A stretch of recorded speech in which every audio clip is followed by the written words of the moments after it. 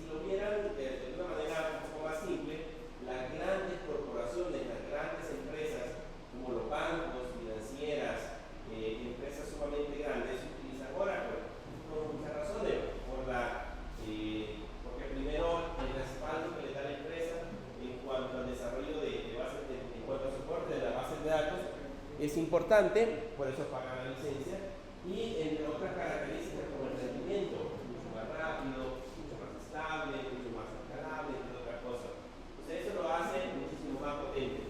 Pero ¿cuál es la desventaja? Que yo tengo que pagar licencia por ello. Hay una capa gratuita que ustedes pueden utilizar, pero esa capa gratuita tiene un límite. Para las grandes corporaciones esa capa gratuita no funciona.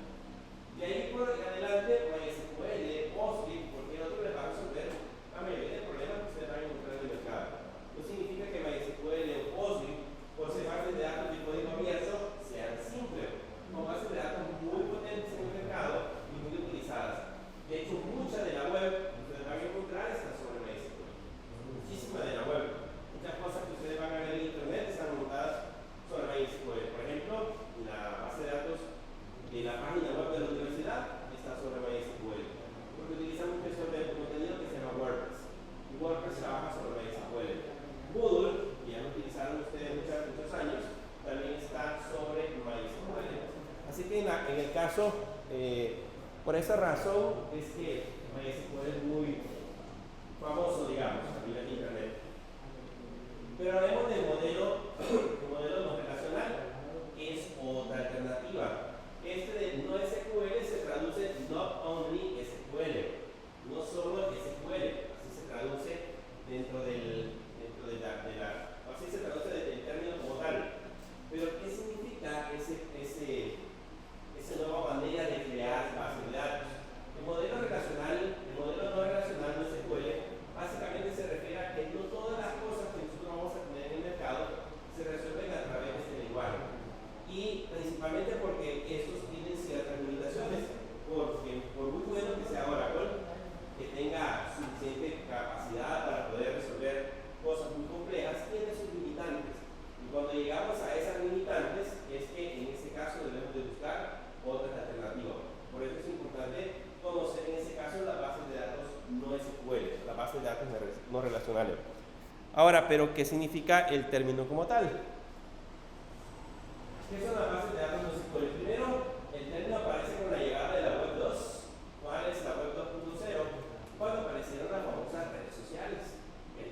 El auge de las famosas redes sociales como Facebook, Twitter, YouTube hizo que surgieran las bases de datos no relacionales. Díganme otra red social que ustedes conozcan que no se puede tener ese listado, que sea vieja, no reciente. No voy a poner TikTok porque TikTok es más reciente. Pero alguna que ustedes hayan conocido antes de Facebook.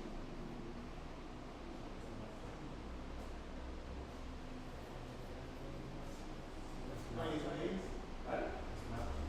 Snapchat era una red social. Es todavía una red social. MySpace. Creo que eso aparece en unas canciones todavía de algo recientes. Había una que se llamaba iFi, por ejemplo, que también era una red social. No significa de que Facebook haya sido la primera red social y que haya revolucionado todo lo que nosotros conocemos ahora como las redes sociales, sino que existieron otras antecesoras y la idea originalmente fue copiar ahí. Esa era la película de Facebook. Pero la red social creo que se llama la película, o la historia de Mark Zuckerberg. ¿Sí la vieron? Más o menos. Les recomiendo que la vean para que más o menos entiendan un poquito de qué se trata. Es basada un poco en el relato, hay ciertas cosas que probablemente sean ficticias, pero muchas de las cosas que ahí se hablan es lo que realmente sucedió con esa famosa red social. ¿De dónde surgió? Bueno, surgió de alguien que se le ocurrió una idea, en teoría también robó esa idea, pero él es el programador, así que él es el que se encargó de crear el código, pero básicamente surgió del hecho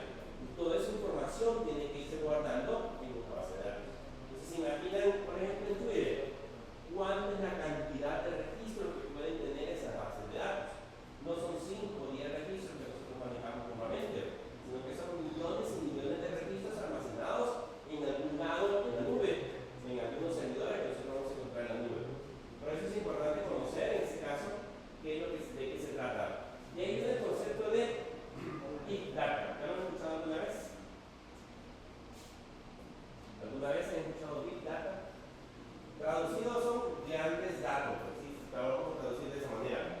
Cuando hablamos del concepto de Big Data, es la ingente cantidad de información, o sea, una enorme cantidad de datos. ¿Se imaginan? Imaginémonos, por algún motivo, pongamos un número. Facebook tiene 1.000 millones de usuarios. Imaginemos, si cada uno de esos usuarios al día hace una publicación, significa de que hay 1.000 millones de publicaciones en un día. Y si a cada usuario le están haciendo una serie de comentarios, se imaginan esos comentarios duplicándose por cada uno de las publicaciones que hacen. Entonces están generando millones y millones de registros y esos tienen que ser guardados en algún dato. ¿Y qué ventaja tenemos nosotros cuando utilizamos las redes sociales? Cuando ustedes están en su Instagram o en cualquier parte, les actualiza de inmediato. Ustedes ven de inmediato que alguien les escribió, o ustedes ven de inmediato que alguien publicó algo, o que alguien les comentó algo. Lo ven casi de tiempo real. Pero ¿cómo puede hacer ese proceso tan rápido de encontrar esa información? Gracias a que maneja, en este caso, bases de datos NoSQL. Pero esa cantidad enorme de datos se le conoce como Big Data. Pregunto, la universidad tiene, digamos que tenga un promedio de 7.000 alumnos, 7.000, 8.000 alumnos, por todos. Y de esos 7.000, 8.000 alumnos, cada uno tiene su carrera, cada uno tiene su materia, cada uno tiene sus notas. ¿Consideran ustedes que eso puede ser Big Data? Solo imagínense que a cada alumno se le agrega, si alguien lleva 5 materias, de esas 5 materias le agregan notas del primer periodo, por cada actividad, notas del segundo periodo, del tercer periodo, y el sistema permite colocar hasta 5 actividades por periodo. Toda esa cantidad de información por cada alumno, por cada materia. Y un alumno puede llevar en todo su ciclo, lo que están entre 45 a 50 materias que ustedes llevan, más o menos. Entonces, toda esa información se guarda por alumno. ¿Qué les gusta este Big Data?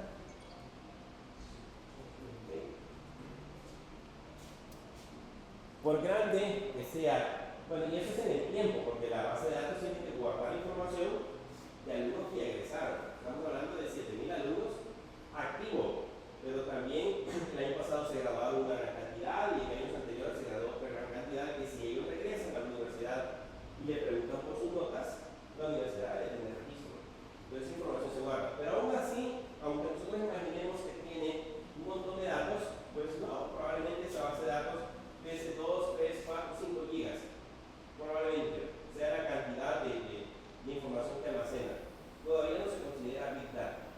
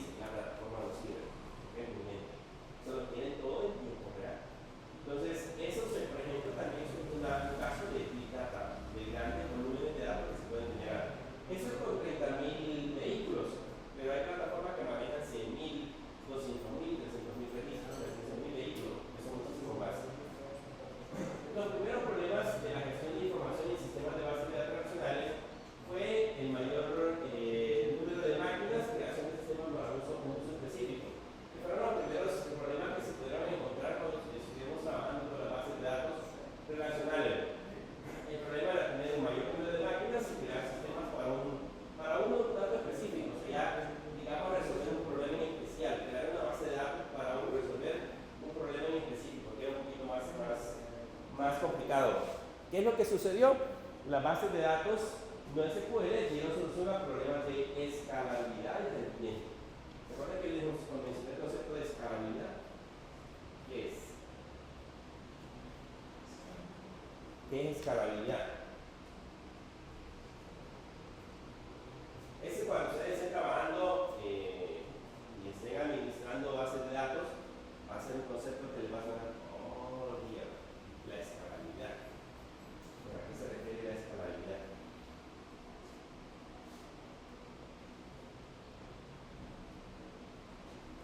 ¿Qué se refiere a escalabilidad?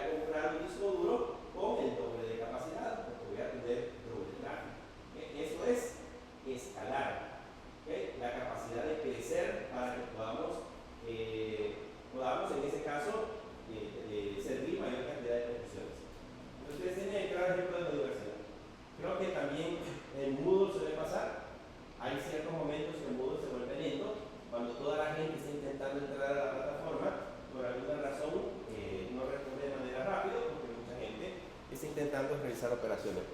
Entonces, pero esa velocidad de procesamiento la podemos resolver con esa capacidad de escalar, de crecer. Y el rendimiento lo mismo, lo resolvemos con crecer, capacidad de crecer. Y eso trata de resolver la base de datos SQL. Cuando ustedes escriben una consulta, una búsqueda en Google, ¿cuánto le resuelve? Casi instantáneo. En Google, ¿cuánta gente está consultando en el momento? Solo imagínense, ¿cuántas personas hacen consultas en el instante y ustedes lo hacen? La base de datos, donde está indexada toda la web, ¿qué tan grande es esa base de datos? Esa base de datos es enorme. Entonces, eso lo tienen que convertir en base de datos SQL. ¿Qué es un NoSQL? Es una amplia clase de sistemas de gestión de bases de datos que difieren del modelo clásico de los sistemas de gestión de bases de datos relacionales. Difieren, son diferentes al modelo tradicional en aspectos importantes, siendo el más destacado, primero, que no usan SQL. O sea, que si a usted le gustaba el set, el list, el day y todos esos comandos que se aprendieron para las tres bases de datos que vieron, pues aquí nos vamos a olvidar de ellos porque ya no nos funcionan igual. O sea, ya no puedo poner set asterisco from clientes, o ya no puedo poner un day, el nombre de la tabla, set, el nombre del campo, luego un web. Yo no puedo hacer eso, sino que tengo que utilizar los sistemas de una manera diferente. El SQL era como el lenguaje de consultas, entonces ahora vamos a cambiar esa idea. Pero no solamente cambia el lenguaje, sino también la manera en cómo se almacena la información. Ventajas de utilizar los sistemas de bases de datos en NoSQL. Primero, flexibilidad para los datos semiestructurados y no estructurados. Cuando ustedes se registran en la universidad, ustedes vienen a registrar en la universidad, por lo general les piden que llenen una ficha, ¿cierto? Ustedes en esa ficha le ponen su nombre, su dirección, teléfono, no sé si les piden el nombre de sus papás, ¿sí? Teléfono de emergencia, a quién le llamar, etcétera, etcétera. Llenan un montón de datos.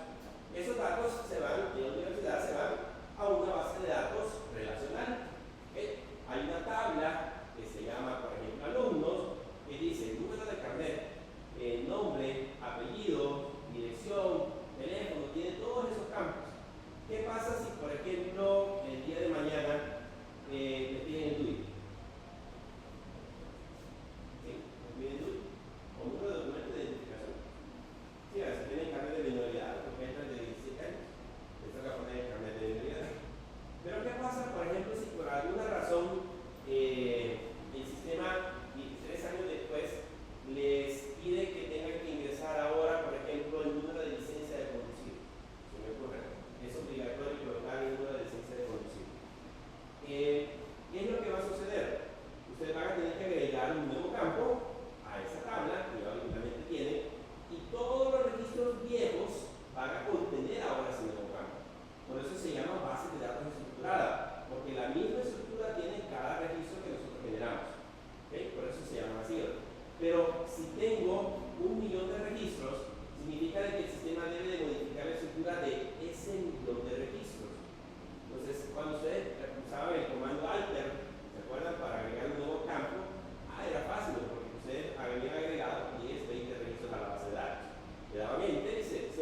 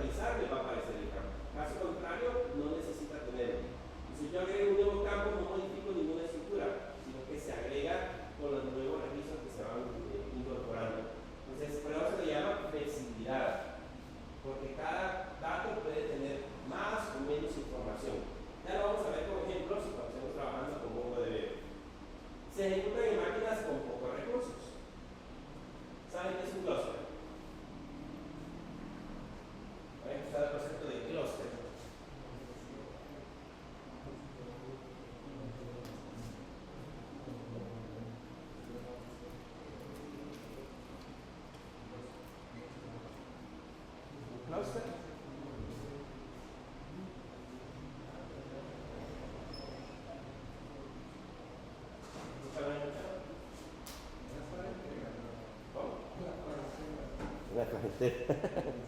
Ah, sí, ahí lo ponía mucho. ¿Y qué le daba a entender en la cuarentena cuando decían clúster?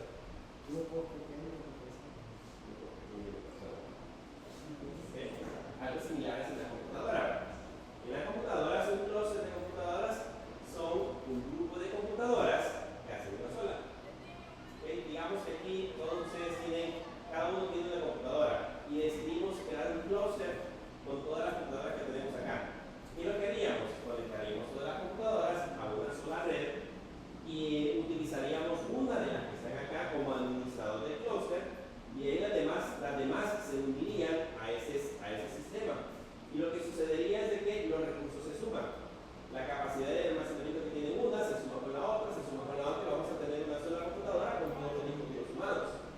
Y vamos a tener una sola computadora con toda la capacidad de procesamiento. Y vamos a tener una sola computadora con la capacidad de memoria que tienen todas. Y si yo necesito más memoria, ¿qué es lo que tengo que hacer? Tengo que agregar otra computadora al clúster. Por eso es de que se ejecutan en máquinas con pocos recursos. Yo puedo tener un montón de computadoras conectadas entre sí y cuando las creamos como un clúster se convierte como una sola máquina. Y lo que hace, en ese caso, el administrador del clúster es que cada petición que llega al servidor se lo está enviando a cada computadora.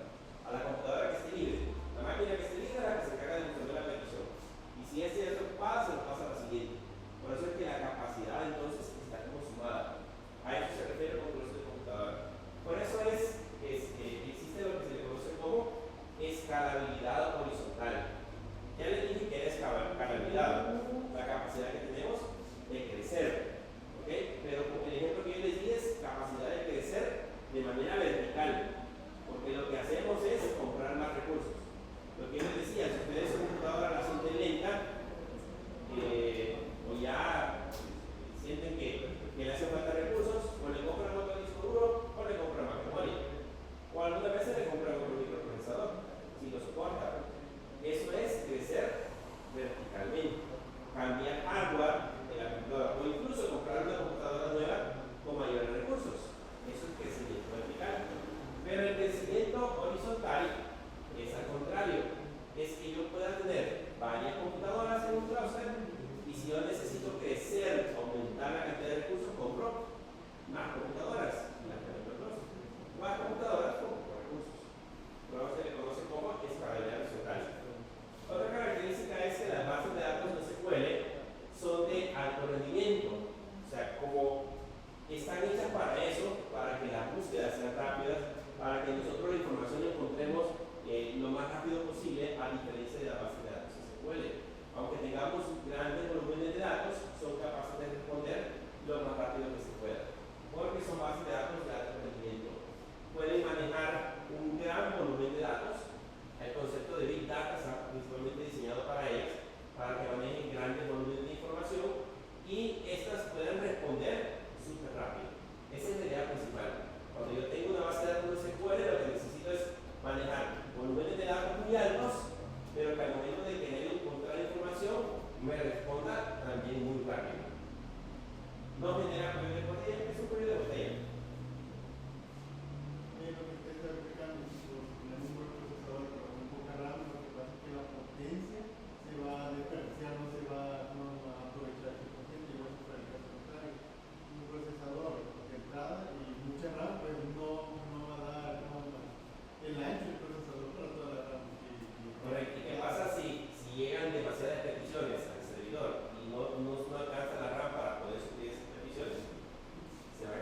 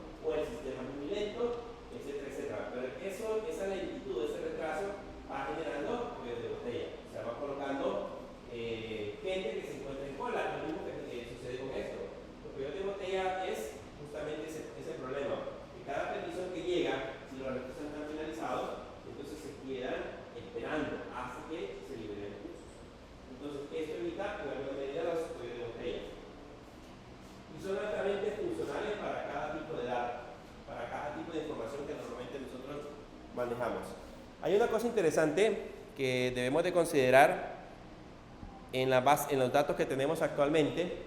Si se dan cuenta, nosotros ahora ya no solo manejamos texto. La web ya no solo es texto. ¿Quiénes han visto algún documental o un video de cómo era Internet en los años 80? O en los años 90, cuando empezó a popularizarse. ¿Han visto Internet? En películas que son nuevas, pero se ambientan en los años 90, por ejemplo. Eran páginas en blanco, solo llevaba texto y a veces podía llevar imágenes, pero no sé si era ya para los 90, Llevaba imágenes, pero muy cara la colocación de imágenes.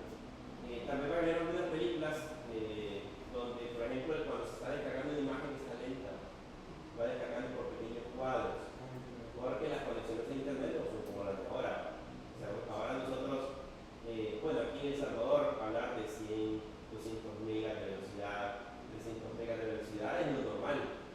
Pero en la década de los 90 eran 128 kbytes, no megas, sino que 56 kbytes, no megas, kbytes. Esa era la velocidad de descarga. Así que bajar una canción, por ejemplo, antes eran los famosos MP3, bajar una canción uno la podía descargar y tenía que esperar un rato. Los archivos pesaban 3, 4, 5 megas, tenía que esperar un rato para que apareciera. Pero lo que les quiero mencionar es que la web ha cambiado, porque ahora no solamente almacenamos información, sino que almacenamos información, video, sonido, documentos que vamos a encontrar en internet. O sea que la cantidad de datos que almacenamos ha cambiado exageradamente.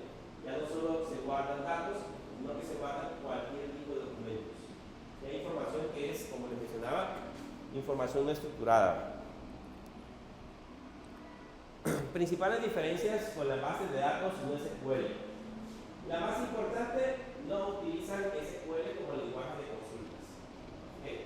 No les estoy diciendo que se olviden de SQL, porque no es esa la idea, sino que lo que les estoy diciendo es que ya no vamos a usar SQL para resolver las consultas.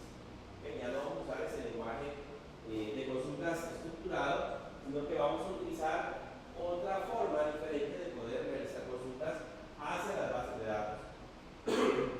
No utilizan estructuras fijas como tablas para el almacenamiento de información. Cuando ustedes van a crear una base de datos en SQL, ¿qué es lo primero que hacen? ¿Cuál es el primer comando para crear la base de datos? Database, el nombre de la base de datos. Y después de crear la base de datos, las tablas. ¿Cuál es el comando para las tablas?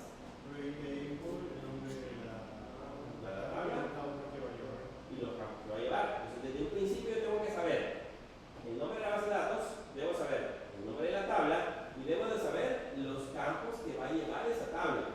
¿Okay? Y así empezamos a crear todas las tablas necesarias. Si más adelante surge que tengo que cambiar la estructura, le mencionaba, se puede hacer, pero significa de que cambia todos los registros que previamente tenía la base de datos. Sin embargo, en SQL no se utilizan estructuras fijas. Significa que desde el principio yo no necesito saber todos los datos que va a llevar una base de datos o una similar a una tabla, sino que vamos a poder hacer modificaciones en el transcurso del desarrollo de la base de datos. No suelen permitir operaciones join. ¿Qué es un join? ¿Para qué sirve el join en SQL? Para la hora de consultar, hacer un reporte, unir dos o más tablas. Para unir dos o más tablas. ¿Les gustaban los joins? ¿Para cuántas tablas hicieron joins? La consulta más compleja que he hecho. ¿Cuántas tablas lleva? 4 tablas. 4 tablas y ya tenían un join. Pues esos son, digamos, lo más simple. En la vida real, cuando ustedes vayan a trabajar con bases de datos, pueden tener hasta 10, 20, 30 tablas en un solo join, en una sola consulta. Probablemente vamos a tener que ir a traer información de muchas tablas. Así que ya cuando se está trabajando con datos reales,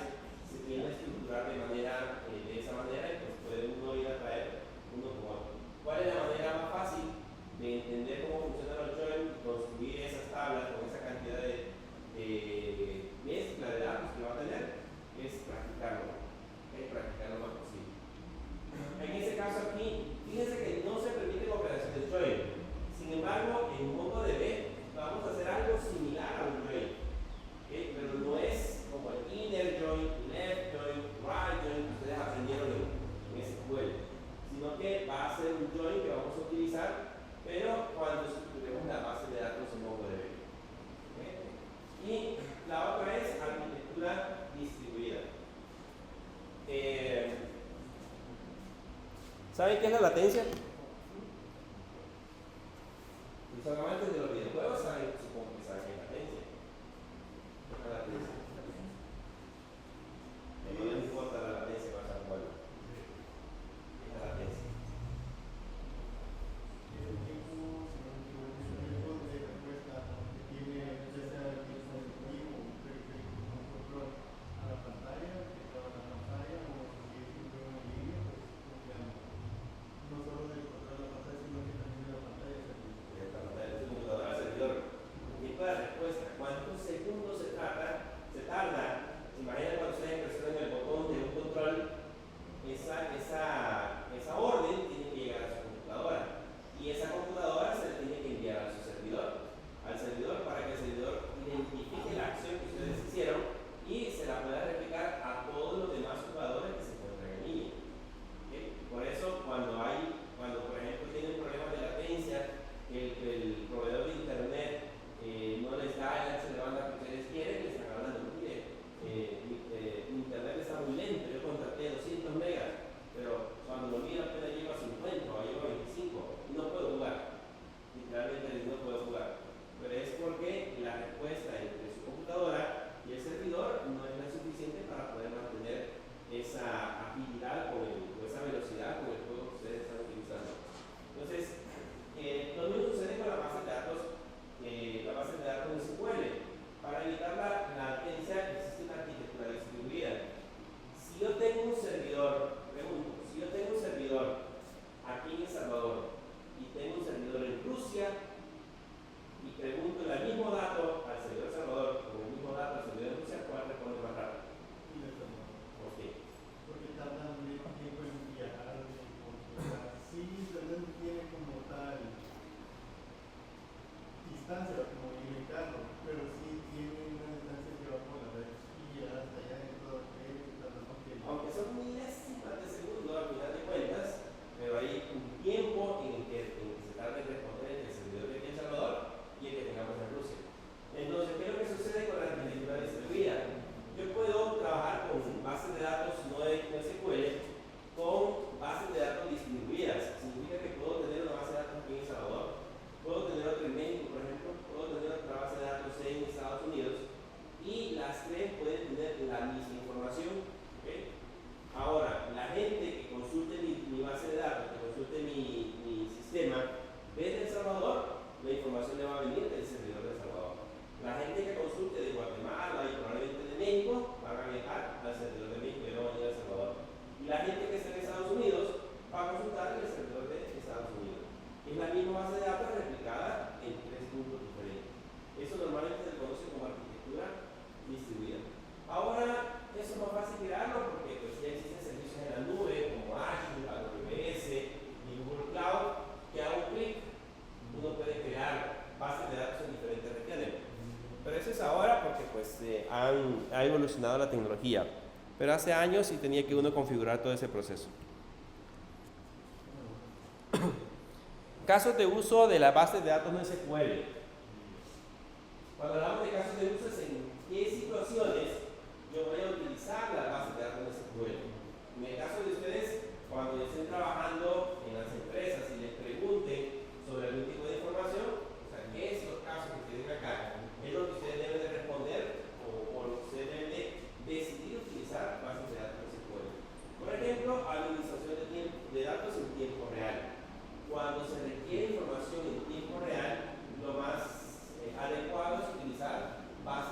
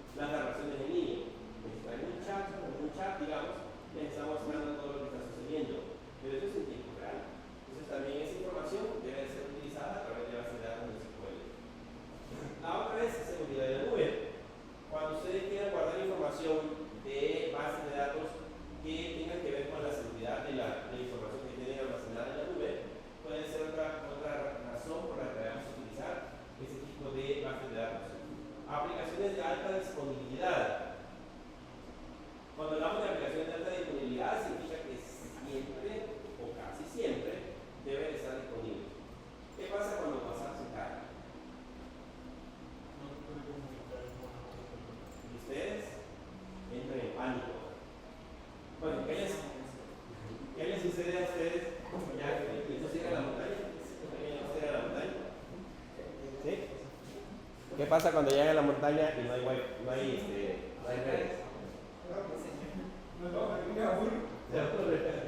Y ahí andan buscando en qué parte puede tocar la señal. Lo mismo sucede con las aplicaciones. Cuando se cae WhatsApp, por ejemplo, nosotros nos entramos en pánico, decimos, tengo que hablarle a no sé cómo comunicarme con tal persona. Pero acuérdense que también ahí se hacen negocios. Y las empresas también entran en pánico porque muchos de los negocios dejan de realizarse y por eso pierden dinero. Es pérdida de dinero. Entonces, las aplicaciones tienen que estar siempre, deben tener una alta disponibilidad. O sea, que siempre, en la medida de lo posible, deben de estar disponibles y ser rápidos. Si ustedes escriben un mensaje en WhatsApp y se tarda en llegar, ¿qué es lo primero que dicen? No tiene datos de que querían escribir. O WhatsApp no sirve. ¿Okay? Pero probablemente WhatsApp está tardando en procesar esa información en la base de datos.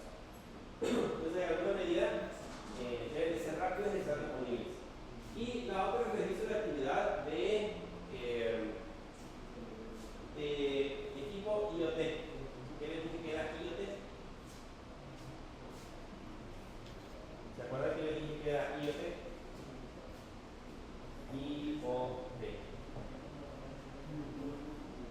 IoT. Lo mencioné en la clase pasada.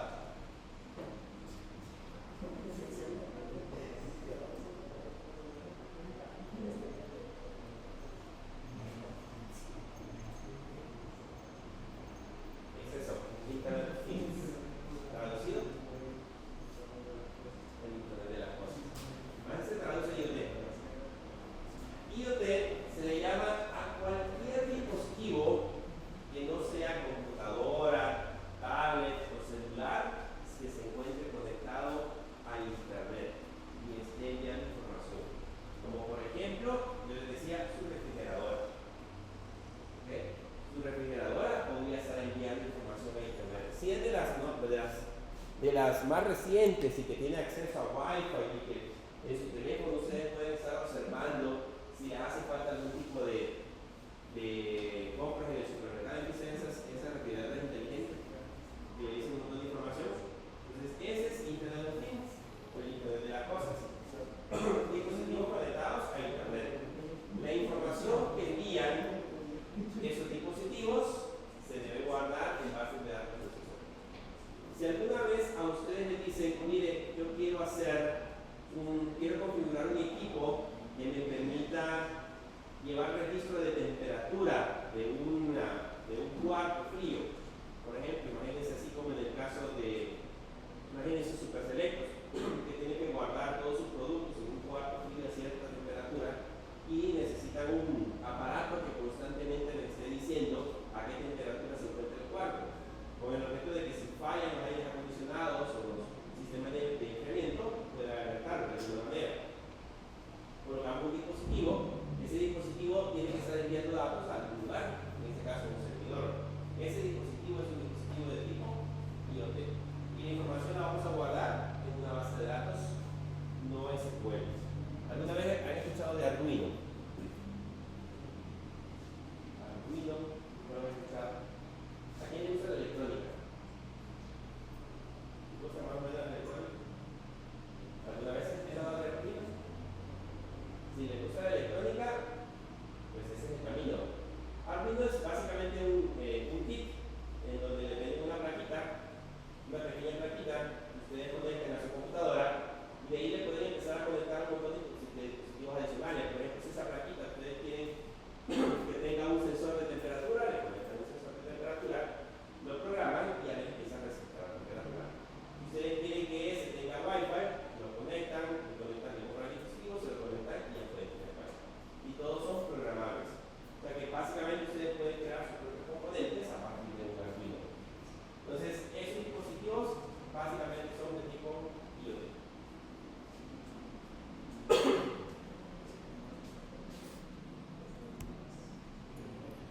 Hablemos de los tipos de bases de datos que existen para de tipo de base de datos no SQL. Vean, dependiendo de la forma en la que se almacena la información, podemos encontrar varios tipos de bases de datos no SQL. O sea, no solamente existe uno. La primera son las bases de datos clave-valor. Y aquí yo voy a dar algunos ejemplos de las bases de datos de ese tipo. Este es un tipo de sistema en donde cada elemento está identificado con una llave única, lo que permite la recuperación de la información de forma muy rápida. La información habitualmente está almacenada como un objeto binario, como un block. Y entre los ejemplos está Cassandra, Bigtable y HBase, que son las bases de datos de tipo clave-valor. Si aquí tenemos, por ejemplo, a John Smith, tenemos a Lisa Smith y tenemos a Sam Doe, cada uno de estos tiene un valor específico, que son estos de acá, que digamos que es como el número de identificación. Imagínense para ustedes en la universidad, ¿cuál es el valor que identifica cada alumno dentro de la universidad? Es único. ¿Cuál es el valor único que los identifica a ustedes dentro de la universidad? ¿El número de carnet? Entonces, el número de carnet para ustedes puede ser la llave. Con la llave, que en este caso sería el número de carnet, porque como no se repite para ninguno de los alumnos en la universidad, con el número de carnet ya tienen acceso a todos sus datos. ¿A qué datos? Al nombre, la dirección, el teléfono, la edad y toda la información que tengamos almacenada de ustedes. Ese es un sistema de tipo clave-valor. Si yo quiero buscar los datos de un alumno en especial, solo escribo su número de carnet y de inmediato llego a su información. Por eso son rápidas, porque son de tipo clave-valor, porque la búsqueda es a través de la clave y rapidísimo encontramos, en este caso, la información. Esas bases de datos son muy comunes de utilizarlas y, por ejemplo, Cassandra, que fue creada por Facebook, es una de ellas que utiliza ese tipo de información. Hay una que se llama Bigtable y hay otra que se llama HBase. De ahí tenemos las bases de datos documentales. Ese tipo de almacén de información como un documento, como ustedes están viendo aquí ahora, como un documento, por eso se llaman documentales. Generalmente utilizando por ahí una estructura simple como JSON. La palabra JSON significa JavaScript es Object Notation, o como XML, que significa Extensible Markup Language, que es algo similar al que nosotros vimos que era el HTML. Recuerden que el HTML era hipertext, es un lenguaje de marcado hipertexto. Entonces aquí básicamente ese también es un lenguaje de marcado extendido, así como se traduce. Ahora bien, ¿dónde se utiliza una clave única para cada registro? La base de datos estas bases de datos son las bases de datos más versátiles, y entre ellas está MongoDB y está CouchDB. Y eso que se ven ahí es un JSON. ¿Okay? Para que tengan una idea, ese JSON es un objeto de tipo JavaScript. Todavía no hemos visto JavaScript en Web 1, pero cuando veamos JavaScript en Web 1, se van a acordar de esto. Todo objeto en JavaScript empieza con una llave. ¿Okay? Todo objeto en JavaScript empieza con una llave.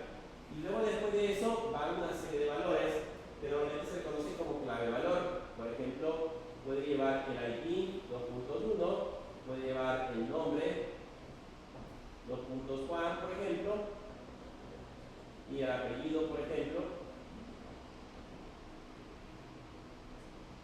Flores, por decirles algo, y la edad, por ejemplo, puede decir 25.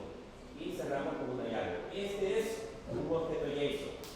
Un objeto que lleva una clave y un valor. Una clave y un valor.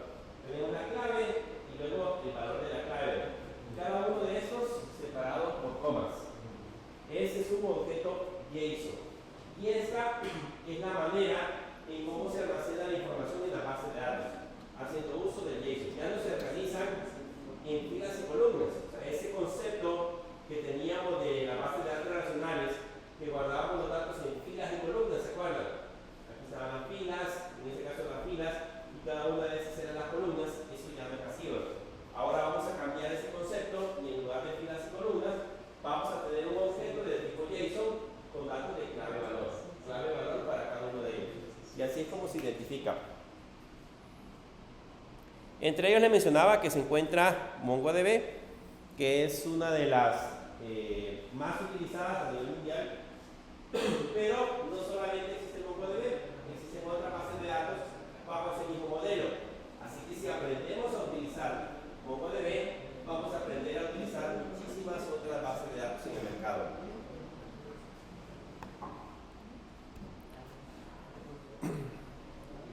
Luego están las bases de datos en grafo.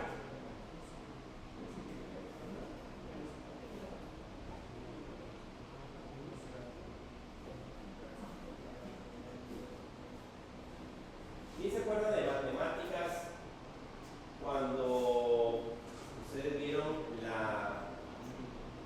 ¿cómo se llamaba el tema? Si no me equivoco, se llamaban los conjuntos o algo parecido, donde ustedes, por ejemplo, tenían, digamos, un círculo, y aquí tenían 1, 2, 3, por acá tenían otro círculo, y por acá tenían 2, 3 y 4. Y podían hacer una unión entre esos dos conjuntos o una intersección entre esos dos conjuntos. ¿Recuerdan de eso? Algo similar a eso. Algo parecido son los famosos grafos, solo que esa es una teoría. La teoría de grafos es una teoría que hay que estudiarla muy bien para entender cómo funciona. Pero básicamente lo que hace la teoría de grafos es que cada uno de esos elementos, cada uno de los círculos, contiene información. Por ejemplo, se tiene el ID, el nombre y la edad. Ese tiene solamente el ID, el tipo y el nombre, y ese tiene el ID, el nombre y la edad. Ese es el dato, y cada una de estas líneas representa la relación que hay entre este y este dato. ¿Okay? Esta relación entre este y este dato. Y dentro de esa relación pueden existir más información. Por ejemplo, esta relación tiene el ID 103 y la etiqueta que se llama member. ¿Okay? Este 102 tiene la etiqueta que se llama isMember y un número de fecha, creo yo, que está representado ahí. Entonces, eso también es una teoría de grafos. ¿Dónde se utiliza esa teoría de grafos? Se utiliza más que todo en redes sociales. Dice que este tipo de datos, de bases de datos, la información se representa como nodos de un grafo y sus relaciones son las amistas del mismo, que son las que ustedes mencionan ahí. Las relaciones son estas que tenemos acá. Esa para nosotros representa las relaciones. De manera que se puede hacer uso de la teoría de grafos para recorrerla. Ese tipo de bases de datos ofrece una navegación más eficiente entre relaciones que en un modelo relacional. Algo similar al modelo relacional. Este que ustedes ven acá, si saben más o menos la teoría de relaciones, es un poco similar a la teoría de grafos. ¿Okay? Es muy utilizada. Entre los gestores de bases de datos más comunes están Neo4j, Infogrid y Virtuoso. Son los tres representantes que vamos a encontrar que utilizan esta teoría de grafos. Es utilizada por Facebook, por Twitter, por ejemplo. ¿Okay? Nunca se han preguntado cómo es que le llegan a ustedes, por ejemplo, alguna publicación que hizo el amigo de uno de ustedes. Porque en Twitter eso sucede. Ustedes ven publicaciones no necesariamente de sus amigos. Algunas veces ven publicaciones de los amigos de sus amigos o de publicaciones de alguna de las de los pasatiempos que ustedes publicaron o configuraron en Twitter. Eso lo hace porque él internamente tiene una relación de grafos. Entonces, él hace internamente una relación entre cada uno de los datos y le dice, por ejemplo, si este es amigo de este y este también es amigo de este, entonces todas las publicaciones que tiene este se los puedo mostrar también. Esto es lo que debemos sacar. Esa es la famosa teoría de grafos.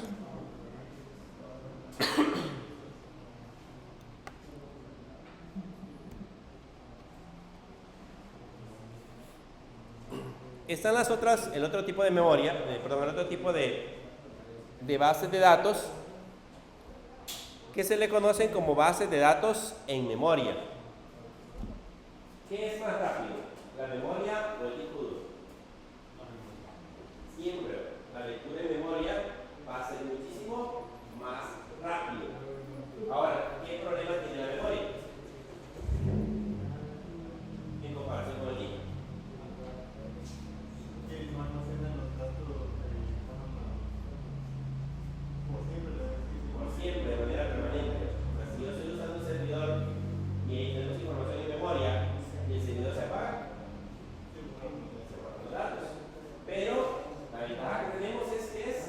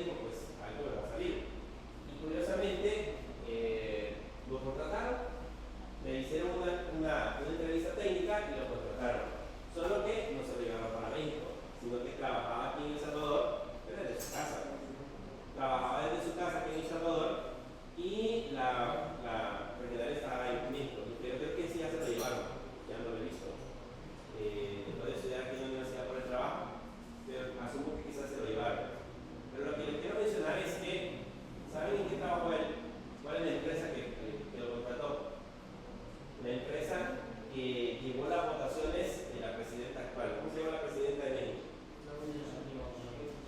Pues la votación de donde ella fue electa fue monitorizada por un sistema de uno de las empresas que se encargó de hacer ese proceso.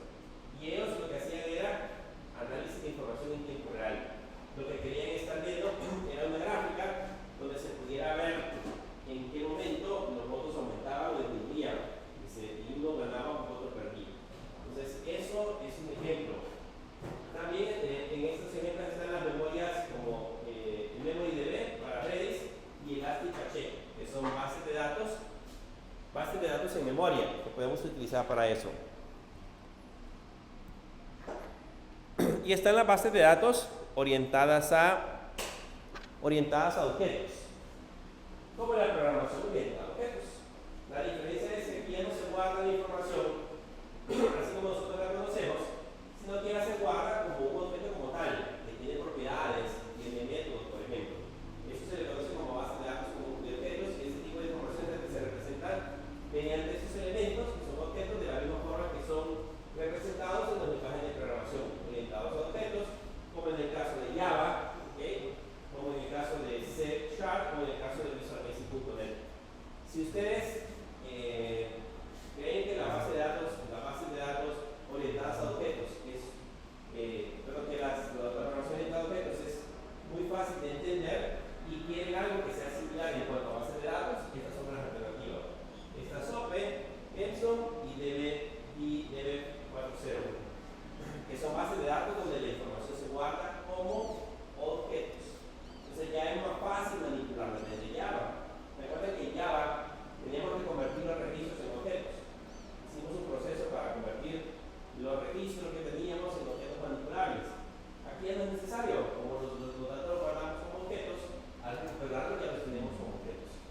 Es una base de datos que es muy útil para ese objetivo. ¿Cuáles son las razones para usar SQL? Para usar NoSQL. Eso es lo que ustedes tienen que responder. Si yo les pregunto en el examen cuáles son las razones para usar SQL, de esas son las que ustedes tienen que hablar.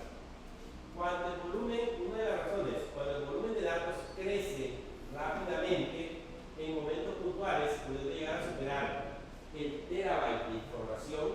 ¿Cuánto es un terabyte? 1024 gigas. ¿Cuánto tiene su máquina? ¿Te dijo? Un tera. Cuando la cantidad de información supere al tera que ustedes tienen, o sea, ¿cuánta información guardan ustedes ahí? Guardan un montón de datos, guardan videos, fotos, etcétera, información de la universidad. Cuando eso supere el terabyte de información, entonces tenemos que usar bases de datos en SQL. Cuando la escalabilidad de la solución relacional no es viable tanto a nivel de cosas como a nivel técnico, o sea, cuando aumentar recursos o hacer escalabilidad vertical no sea la forma más práctica porque no tenemos suficientes recursos, podemos utilizar bases de datos SQL. ¿Okay?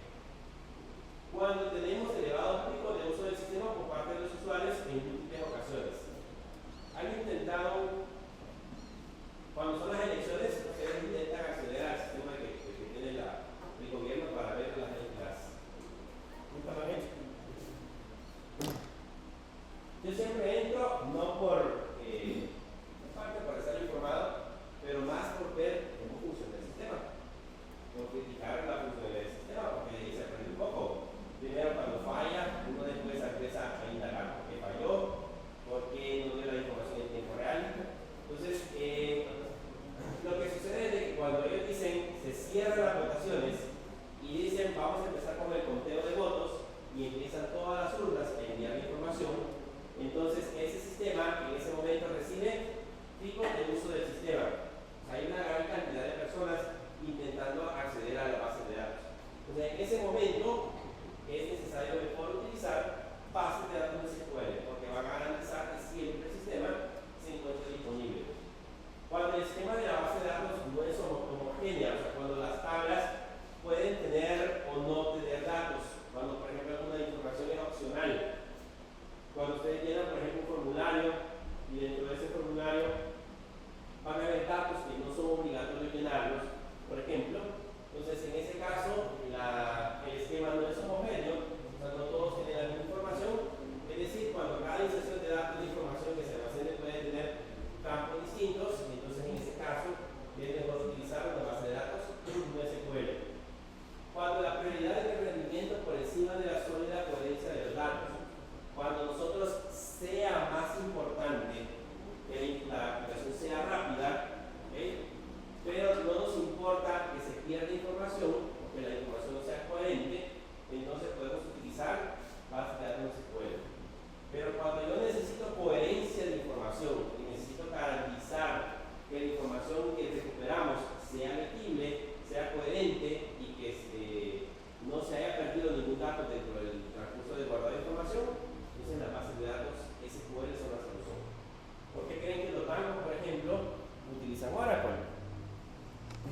¿Qué pasa si ustedes, por ejemplo, hacen una transferencia y no le llega el dinero a quien se le transfirieron?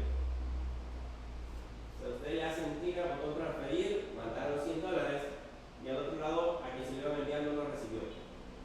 De inmediato les están reclamando, no hemos recibido los $100. O de inmediato la otra persona le dice, no tengo ese dinero en mi cuenta. Y probablemente de su cuenta ya se descontó. Entonces ahí no hay coherencia de datos. En teoría la transferencia era de una cuenta a otra y si aquí se descontó, en la otra debe de sumarse. Eso es coherencia de datos. En la base de datos no SQL puede llegar a suceder que haya pérdida de información. Entonces, en ese caso es mejor utilizar bases de datos SQL porque garantiza que las transacciones que se ejecutan sean completas. ¿Okay?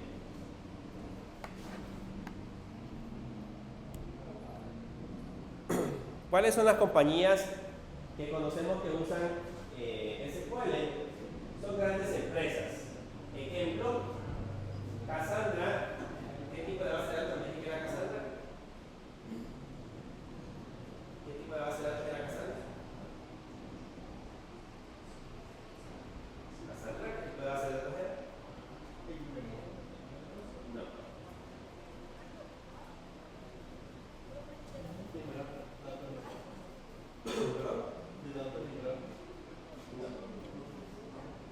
Cassandra es de tipo clave valor. Es de las primeras que vimos. Las empresas que lo utilizan son Facebook y Twitter, ¿okay? Entre otras.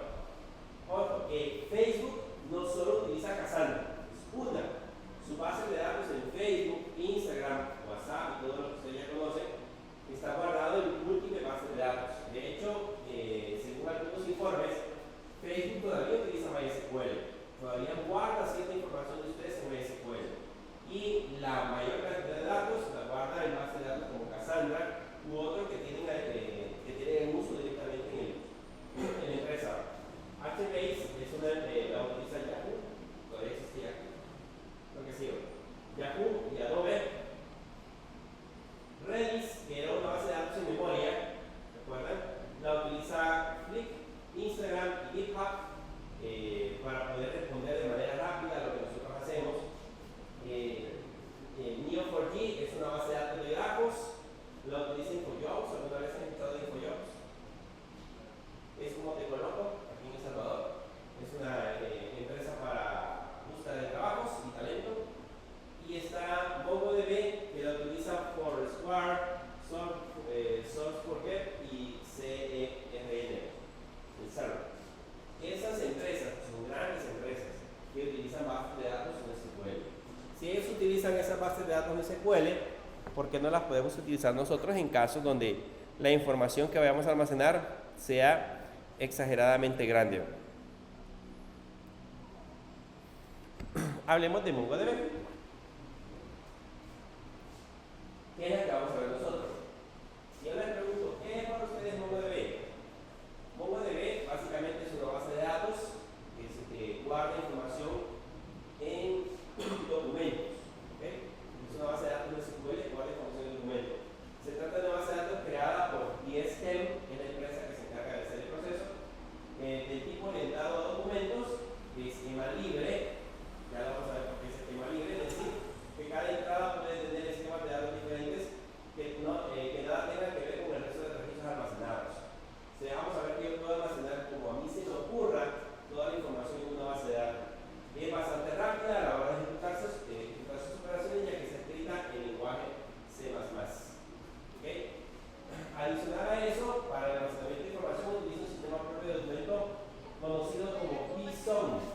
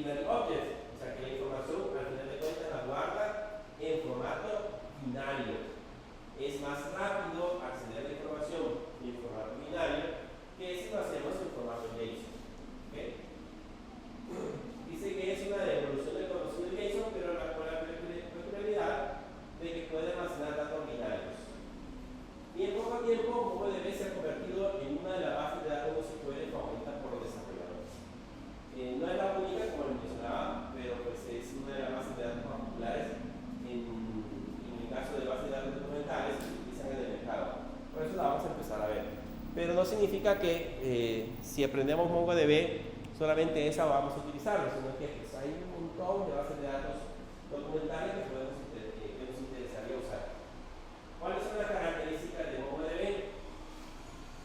Primero, el indexado. MongoDB soporta índices secundarios, permitiendo una buena aceleración en muchos queries. ¿Para qué sirven los índices en SQL? Crear un índice.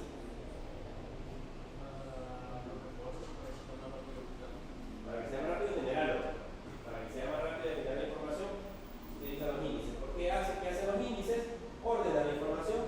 En lugar de ir a buscar nombre desde el primero hasta el último registro, vamos y buscamos el índice, y en el índice lo encontramos un poco más rápido, y con eso tenemos acceso a la información. Lo mismo sucede acá. Básicamente lo que hacemos es indexar datos para que la búsqueda sea muchísimo más rápida. Soporta agregación. MongoDB viene con muchas funciones predefinidas que facilitan en gran medida el tratamiento de colecciones almacenadas. ¿Se acuerdan del group by? El group by en comando C, ¿sí? Lo usaron en el group by que se usaba para hacer procesos de agrupación. Aquí lo vamos a trabajar con el concepto de agregación. Y soporta replicación y balanceo de carga. Lo que les mencionaba, podemos colocar bases de datos en diferentes lugares. Yo puedo tener una aquí en El Salvador, otra en Sudamérica, otra en Norteamérica, otra en Europa, por ejemplo, y cada una de estas se pueden estar replicando entre ellas para tener la misma información. Y además de eso, balanceo de carga. Si tenemos un clúster, es capaz de balancear la carga para cada una de las computadoras conectadas al clúster. MongoDB utiliza un sistema de replicación empleando la arquitectura maestro-esclavo con el resto de máquinas. Aquí no vamos a alcanzar a ver cómo crear un clúster en el caso de MongoDB, o sea, cómo hacer para que se replique de una máquina a otra. Pero actualmente, cuando ustedes instalan bases de datos de MongoDB, generalmente utilizan servicios en la nube. Ya en los servicios en la nube es a un simple clic que nosotros creamos bases de datos replicadas. Ya no tenemos que hacer demasiadas configuraciones.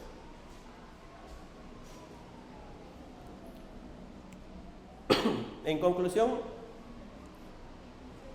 los sistemas relacionales comparten características con los sistemas de datos orientados a grafos. ¿Okay?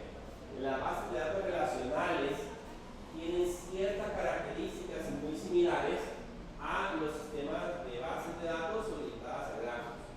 Así que lo que ustedes ya saben de la base de datos relacionales les puede servir un poco para la parte de la base de datos orientadas a grafos. Las consultas o quiz están bastante limitadas. O sea, no es como el set que nosotros tenemos que nos permite recuperar toda la información de manera más flexible. Aquí es un poco limitado. Es el precio de pagar por almacenes no SQL que ofrecen rendimiento y escalabilidad. Como queremos que sean más rápidos, pues entonces vamos a tener que sacrificar otros elementos dentro de la parte de la búsqueda. Cada gestor de base de datos relacional tiene sus peculiaridades, pero es fácil adaptarse a uno nuevo. O sea, si ustedes aprenden MongoDB, no significa que ya pueden grafos, o no significa que ya son expertos en base de datos en memoria. Cada una tiene sus peculiaridades, por lo tanto, uno tiene que después adaptarse a cada uno de ellos. No es como en el caso de, y si ustedes aprendían MySQL y era fácil de entender Oracle, y era más fácil de entender Postgres, por ejemplo, porque son bastante similares. Aquí son totalmente distintos. La base de datos de SQL no hay un paradigma común, o sea, no hay una manera común de poderla compartir, un API o una manera conjunta de hacer las cosas. O sea, la manera en cómo trabajamos con MongoDB es diferente a como la vamos a trabajar con Neo4j, por ejemplo, que es una base de datos de grafos, o con Redis, que es una base de datos orientada a memoria. O sea, cada una va a tener su propia manera de consultar la información. Por último, usar bases de datos relacionales o SQL o no SQL depende del análisis del proyecto a desarrollar. No todos los problemas se van a resolver con un SQL. La mayoría de problemas que ustedes van a encontrar en el